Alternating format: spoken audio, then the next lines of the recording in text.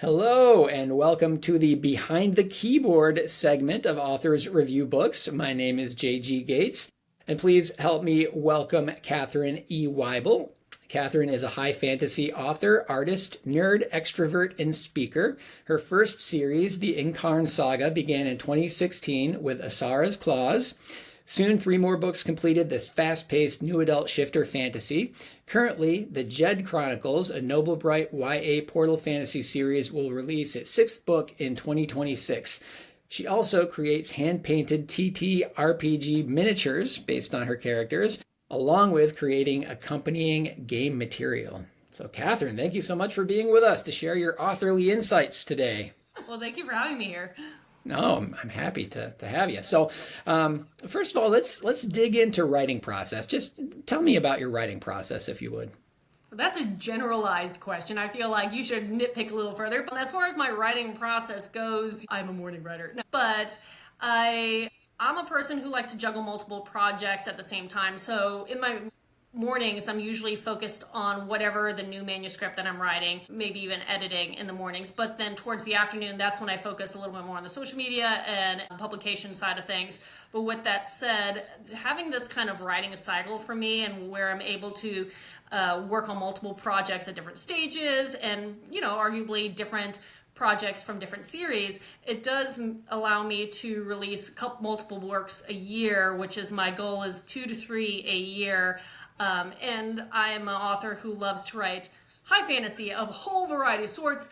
But with that said, I can't just stick in one lane when it comes to high fantasy. So being able to jump between mythic-based retellings and, like you said, my young adult portal fantasy, it keeps me entertained, and I really don't hit a lot of that burnout and writer's block that a lot of other authors seem to get periodically at this moment of time. Now that can change. Sure. So when you approach a project, you have an idea, you're going to jump into a book.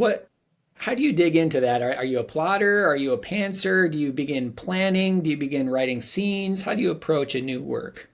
The term that I've heard and I love is called plantser. You plant the seed and you let it grow. Because I definitely like to have at very least, a loose outline. It's usually a little more firm than that, but some kind of outline structure from where I'm going to go. And usually when I have a story in mind, up until this point, I've always known where the end game is. I know the main characters from the start, at least most of them. I know their personalities. I kind of know the basis of the world and whatever magic system I'm dealing with. But as I start writing, if a character writes itself into being, great. If subplots come about or interesting backstories reveal itself, I'm totally fine with that. I definitely try not to be too structured because I want that world to take its first breath and kind of create its own life of itself and go from there. So I'm in between. I like to have enough structure, but also give it the freedom to kind of feel natural and grow. Okay, so then how long of a document do you create for your planning document? Then to me, that's kind of an indication, right? Some people are like, I write a simple 40-page outline, or some people are like, I just have a log line and go from there. Like, where are you at with that? That varies from book to book. Actually, let me see if I can dig it out right now. I've been working on finishing up. I'm actually in the final chapter of the first draft for a Greek myth retelling. And so as part of that, I have kind of a loose timeline and various notes scribbled on there. But what I really do, I know that's kind of a little odd, but what I really do is I keep what I call rolling notes. So whatever chapter I'm working on, I have the chapter up top, and then I'll have various notes, and a lot of that is kind of the material that you just saw typed in there. But what it does allow me to do is whenever I have like maybe a scene that pops into mind and I just really want to capture it, or some clip of dialogue that I want to make sure that's noted, or an idea, I'll plug that in what I'm estimating is going to be the chronological point. So as I'm writing, I'm building out these long lines of notes, and some of them will get 40 pages long before at the end of the book, but it does help me kind of allow me to, if I need to capture again a scene that's going to be halfway through the book and I'm only in the beginning, write it down. When I get to that point, I can just plug it in and move on. And so that's one of the systems that I do to allow myself to organically capture those moments, but then go back and quickly refocus to where I am and not get stuck on always writing in the future and not the now. That's really interesting. So you're kind of planning as you're writing. That's pretty cool. Do you put those notes in a separate document, or are they just like at the bottom of the document you're working on? Most of those are at the bottom of the document I'm working on. I do also keep a style sheet that is separate. So those are the notes of who the characters are, what are their, physical attributes, their personalities, if they get a wound or a scar throughout the way, please note that, and also what chapter that begins in, so I can keep track of some of that, and also, these kind of, again, place names of geographical, I can't even speak, landscapes and cityscapes, and anything that I'm kind of noting, words today, and it's a Friday. You could type it. If you were writing, you could easily type it. Yeah, it's talking. talking. We keep, those important things, as well as terminology and language, if there's something that's unique to the book, or something, again, with some of my retellings, because I do research a lot, that I'll use words that aren't, that kind of obscure or focused to whatever civilization that I'm focusing on. So I keep a style sheet document that I can easily reference at any point, rather than scrolling up and down. I have usually, those are my two main ones, the style sheet and my rolling notes. Yeah, I hear you. So when I was working on my Luck God series, like I wrote the first book and I didn't really have a lot of those like notes about the world and everything. So then I'm working on book 2. And like when it was book 1, I was like, I could keep it in my head pretty well. Book 2, I was like, wait, who is this character? What, what color were their eyes? All that kind of stuff. So yeah, it's so critical. The running joke is the eyes, and you're like, yeah. And there was one time where I did that, and I was just like, wow, I fell into that stereotype really hard. Right. Yeah. Both the things. Yeah. Book 1, their eyes are brown. Book 3, they're green. I mean, things change. People change. Chameleon, I know. Yeah. That's so important. So you have a lot of books out. So how long have you been writing, if you don't mind my asking? I've always been storytelling. Let me start with that. So I definitely was that child that came up with, during my imaginary play with my sister predominantly, came up with so many characters, backstories, worlds, and that's some of those in this magical multiverse that was developed at the time when I was like 7, 8, 10, 15, all that kind of stuff. That's what's being written now, transformed a little bit, but written now in my Jed Chronicles, that portal fantasy. But I've always told stories, and it wasn't until probably my senior year in high school where I had one that I was like, I think I want to turn this in my first book. I was hesitant about starting with my passion project because I wanted to make sure I knew what I was doing first. So when I had this other story that popped in my mind and started working on it, that was what would become Asara's Claws, my debut book. I kind of dabbled with it, took a hiatus of 4 years for college. And by the time I wrote the book and was able to figure out how to publish it, because that took me a moment too, it was 2016. So it took me about 10 years from the idea to publication for my first book. But since then, I've been a published author since 2016. And I have 9 full lengths, 16 novellas to my name, and hopefully in a few months, special editions for the first time. Love that. So you touched on this a little bit, but one question I always get asked as an author is like, where do your ideas come from? Where does your inspiration come from? I mean, it sounds like it, definitely like your imaginations as a young person is where some of it came from. But like even as you're thinking about writing stuff going forward, where do those ideas, where do you think you mine that inspiration from?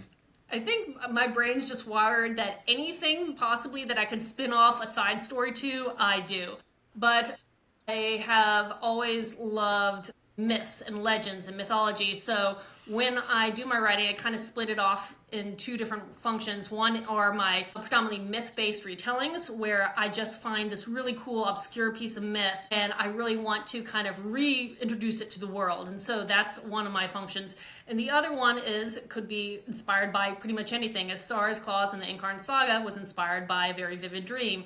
I have the multiverse that came out of my childhood play, but going forward, I have a whole series that I'm world building for that came from a character that I was playing through D&D, and so I want to do a D&D style progression fantasy Witcher vibe series. Another one is a political intrigue one where my husband sent me a challenge, and I was like, okay, challenge accepted. And so it's going to be a magic tech society with a little bit more, again, on that political intrigue vibes and notes. So it could come from anywhere, and that's the fun thing.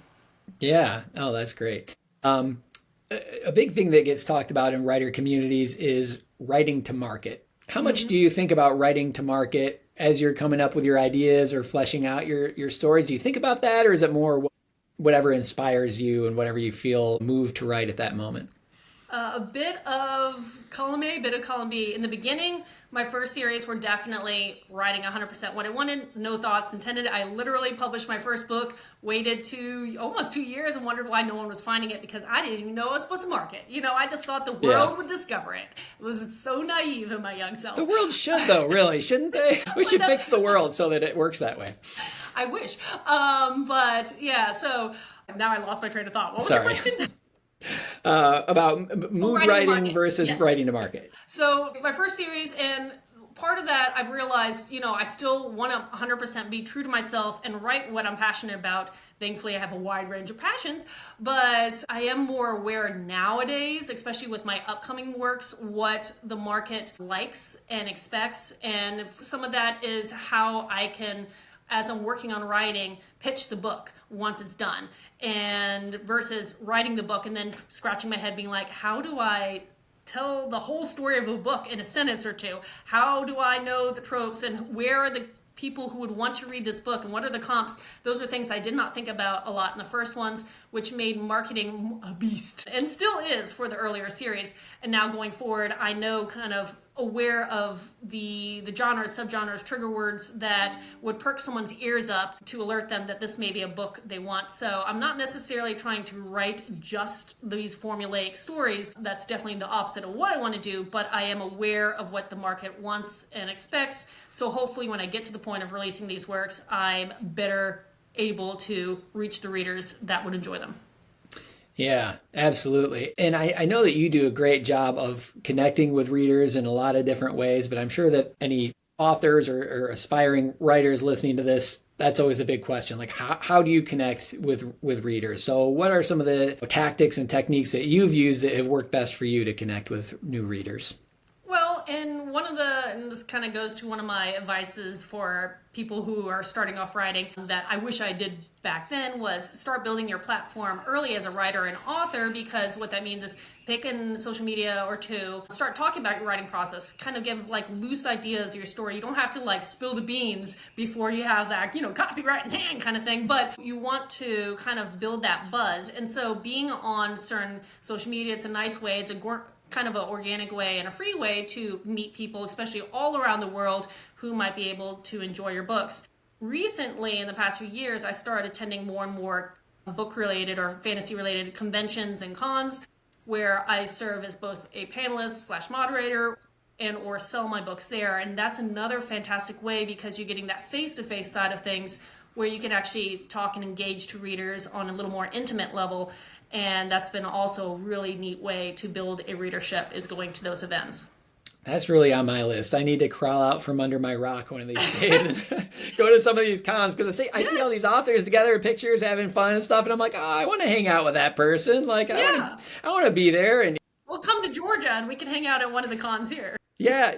Is Dragon Con in Georgia? Dragon Con's the very big one, but there are a whole bunch of other ones from, Dragon Con level of like 85 to 90,000 attendees, all the way down to some that are, 500, and they're still perfectly charming, and you still can sell a bunch of books, you still meet a bunch of people, and you still hang out with some fantastic readers. So it just depends on where your comfort level is, where your niche is, and how many of these events you want to do. Right. Okay. All right. I'm going to make it a priority. I'm going to get to some of those. So yeah, yes. That sounds fun. What is the worst piece of writing or publishing advice you've ever received? Okay. So I don't know if this is one that I've pondered, and I don't know if there's any particularly bad writing advice that I've received outside of someone, saying, hey, this is the only way to do something, and that's a red flag. So if anybody ever tells you this is the one way, this is the big rich scheme kind of thing, and this is, forget everything else, take that with a grain of salt. It doesn't mean it may not help or work for you, but take it with a grain of salt, because my belief is there's no one right way to publish, to market, to write. And so learn as much as you can and try a few things out, see what works for you, because what works for me may not work for you, and vice versa. So yeah, I would say just be wary whenever you hear someone say, this is the way to do it, that you have to go trad, you have to go indie, you have to do this, you have to do that, be careful. So that would be my advice. I think that's true. I mean, I think people have found success in a lot of different ways, and everybody's brain is wired differently. Everybody's 100%. life is arranged differently. People have different opportunities that present themselves. So it's funny. Genres, trends, all these things will play an effect why one person gets the quote unquote overnight success and someone else works, decades before they get it. It'll come, but you just, take the time, try things out. If something doesn't work for you, move on to the next thing. It's fine. Yeah, I think that trial and error is so important because, like you say, one thing might really resonate with the audience of one particular subgenre, and then it works great for somebody, and you go, oh, I'll try it, and then maybe it doesn't work well for your, or maybe it works even better for your particular niche. But what you said is funny because I made a few years ago a video saying plotting is better than pantsing, and I was totally just being provocative, right, and really starting a discussion. But people came at me. People were like, you shouldn't say that. It's whatever works for anybody. And it is, right? But I really was just raising a conversation about it. But well, yeah. I will also say it's like there are so many fascinating things that, at least in the marketing side, that you start learning about, like, again, genre, but like age bracket varies dramatically. And so, for instance, if you're someone who likes to hang out on Book Talk, like I know you and I do, you're going to have more of I get it, still younger audience, but a younger, mature audience. So it's not necessarily a place to sell a lot of YA middle grade children's books because the people on that are not necessarily, that market audience. And they do better more when you're marketing on something like Facebook because you're hitting the parents, the grandparents, the people that are on the little older side that either have kids, have grandkids, and they're looking for those gifts. So it's interesting, to play around and learn the marketing. But again, what works for one person may not work for the other.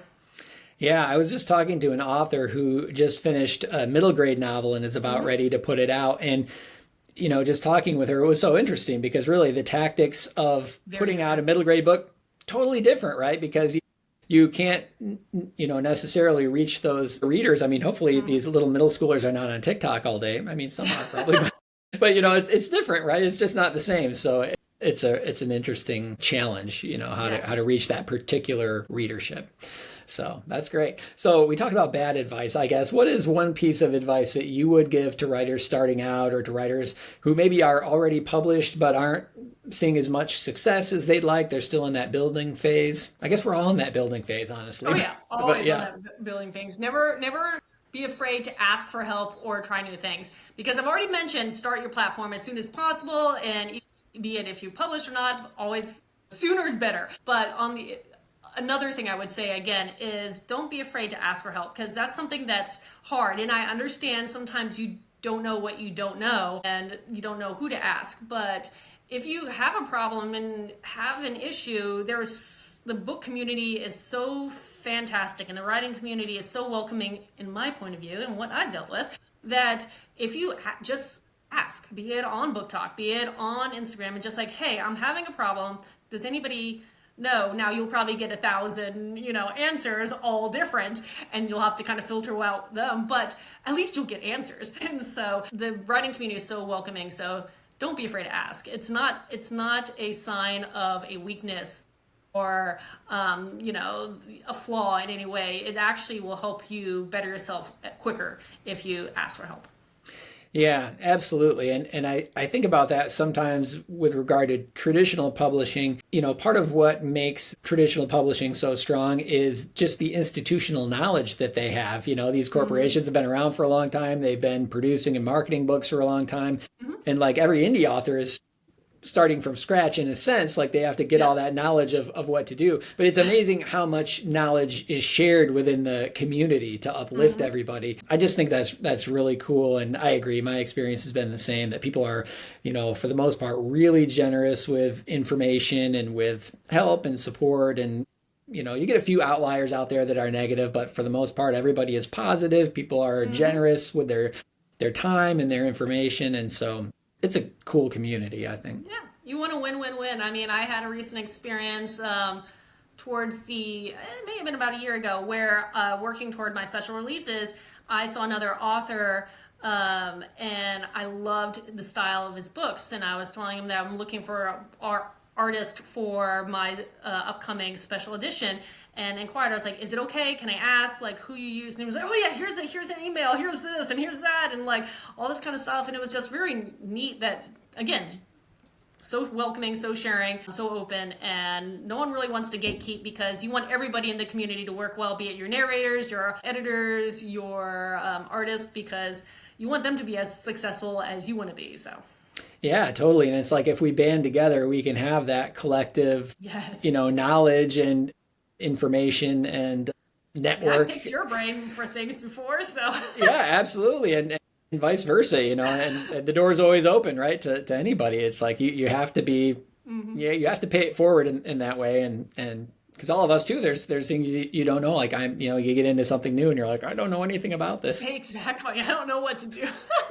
Yeah. So no, that's awesome. Well, I appreciate your generosity today to share. And is there anything else? Any final words of just advice, knowledge, inspiration that you would share with writers out there or other authors?